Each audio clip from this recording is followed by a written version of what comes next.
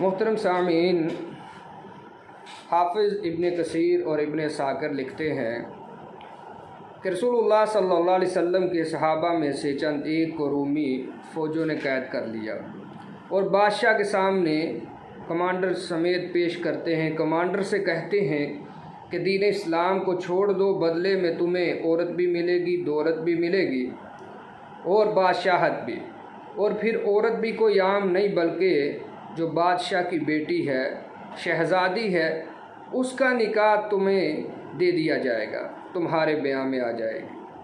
اب یہ جو اللہ کے رسول صلی اللہ علیہ وسلم کے صحابی ہیں، اپنے ساتھیوں کے قائد ہیں، لیڈر ہیں، وہ کہتے ہیں کہ یہ ایک لمحے بھر کے لیے بھی نہیں ہو سکتا کہ میں دین محمد صلی اللہ علیہ وسلم کو چھوڑ دوں، اپنے آقا کے دین کو چھوڑ دوں۔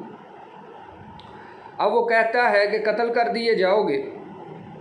وہ فرماتے ہیں کہ یہ آپ کے اختیار میں ہے، کر دو قتل۔ اب حکم ہوتا ہے اس کو سولی پر لٹکاؤ۔ لٹکا دیے گئے ہیں۔ اب فوج کے تیر انداز جو ہیں وہ اپنے تیروں سے زخم لگاتے ہیں، چھیدتے ہیں، تکلیف دیتے ہیں۔ ساتھ ساتھ بادشاہ کہتا جاتا ہے میری بات مان لو، بڑے مزے میں رہو گے، تمہارا نقصان نہیں ہے، فائدہ ہی فائدہ ہے، بادشاہت مل جائے گی۔ آپ فرماتے ہیں ساری بادشاہت بھی دے دو، سارے عرب کا راج مجھے دے دو، لیکن پھر بھی میں اپنے آقا کے دین کو نہیں چھوڑنے والا۔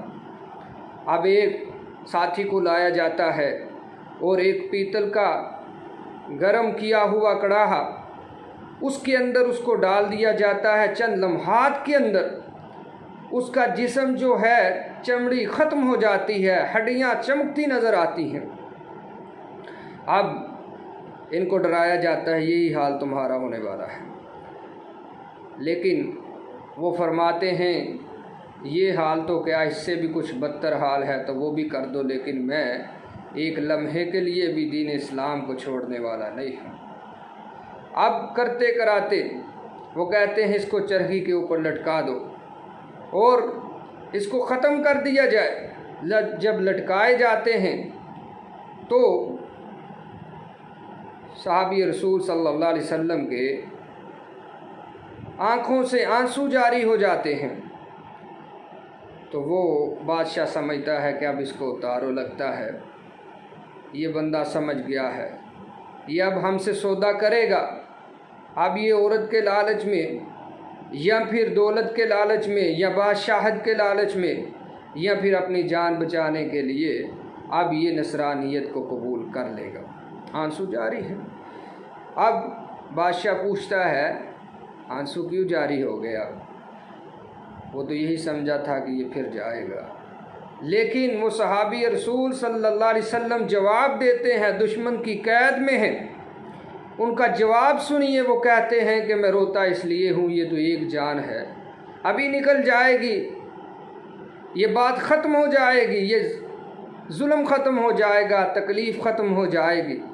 میں کہتا ہوں کہ ہائے کاش ہزاروں جانیں ہوتی، ایک ایک جان کو میں باری باری دین اسلام پر اپنے آقا و مولا جناب محمد رسول اللہ صلی اللہ علیہ وسلم کے اوپر نچھاور کرتا چلا جاتا۔ یہ ایک جان ہے، ابھی ختم ہو جائے گی۔ عزیز سامعین و ناظرین، یہ صحابی رسول صلی اللہ علیہ وسلم یہ جب بیان جاری کرتے ہیں تو بادشاہ جو ہے وہ کہتا ہے کہ اس کو اتار دو، اس کو سولی نہ دو، اس کو سولی نہ دو بلکہ قید خانے میں ڈال دو۔ وہاں پر خنزیر کا گوشت پہنچایا جاتا ہے، بے مثال قسم کا کھانا۔ یہ صحابی رسول اس کھانے کو بھی دیکھتے نہیں ہیں۔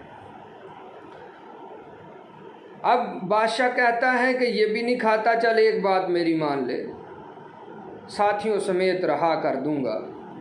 وہ بات کیا ہے کہ میرے ماتھے کا بوسہ لے، تجھے بھی چھوڑ دوں گا، تیرے ساتھیوں کو بھی چھوڑ دوں گا۔ اب یہ صحابی رسول صلی اللہ علیہ وسلم اس کا بوسہ لیتے ہیں، وعدے کے مطابق رہا ہو جاتے ہیں، ساتھیوں سمیت مدینہ پاک میں آتے ہیں اور استقبال کرنے کے لیے مدینہ کے باہر دروازوں پر امیر المؤمنین حضرت فاروق اعظم رضی اللہ تعالی عنہ اپنے ساتھیوں کو لے کر آتے ہیں کہ ان کا استقبال کرنا ہے، اور لا کر کے مسجد نبوی کے منبر پر ان صحابی کو بٹھا دیا جاتا ہے اور واقعہ سنا جاتا ہے۔ وہ واقعہ سناتے ہیں تو حضرت عمر رضی اللہ تعالی عنہ بھی روتے ہیں، آنسوؤں کی برسات جاری ہو جاتی ہے، اور اپنے ساتھیوں سے کہتے ہیں کہ ان کا ماتھا چومنا ہمارے اوپر فرض ہے، ہمارے لیے باعث افتخار اور فخر ہوگا۔ سب سے پہلے حضرت عمر اس کا ماتھا چومتے ہیں، بوسہ لیتے ہیں، اور پھر سارے آپ کے ساتھی بھی باری باری ان کا بوسہ لیتے ہیں۔ یہ عظیم المرتبت اور جلیل القدر صحابی رسول صلی اللہ علیہ وسلم تھے، جن کا نام نامی اس میں گرامی تھا، عبداللہ بن حذافہ سہمی رضی اللہ تعالی عنہ۔ یہ جلیل القدر اللہ کے پیغمبر کے ساتھی تھے، صحابی تھے، جن کا یہ کردار ہے کہ وہ ہر چیز کو بالا اطاق رکھتے ہوئے دین اسلام کو تقویت دیتے ہیں، دین اسلام میں رہتے ہیں۔ پھر لوگ کہتے ہیں کہ صرف 3 تھے جو باقی رہے رسول اللہ صلی اللہ علیہ وسلم کے جانے کے بعد، باقی سارے اسلام سے پھر گئے، کفر و ارتداد کا نعوذ باللہ شکار ہو گئے۔ یہ وہ صحابہ کرام ہے جن کو دولتوں کا، عورتوں کا، بادشاہتوں کا لالچ دیا گیا، لیکن وہ ایک لمحے کے لیے بھی ٹس سے مس نہیں ہوئے، اسلام کو چھوڑا نہیں ہے، اسلام سے بیگانہ نہیں ہوئے، اسلام سے پرے نہیں ہوئے۔ یہ وہ نفوس قدسیاں ہیں جن کو کسی قسم کا کوئی لالچ جو ہے وہ دین اسلام سے ہٹا نہیں سکا۔ رضی اللہ عنہم ورضوا عنہ۔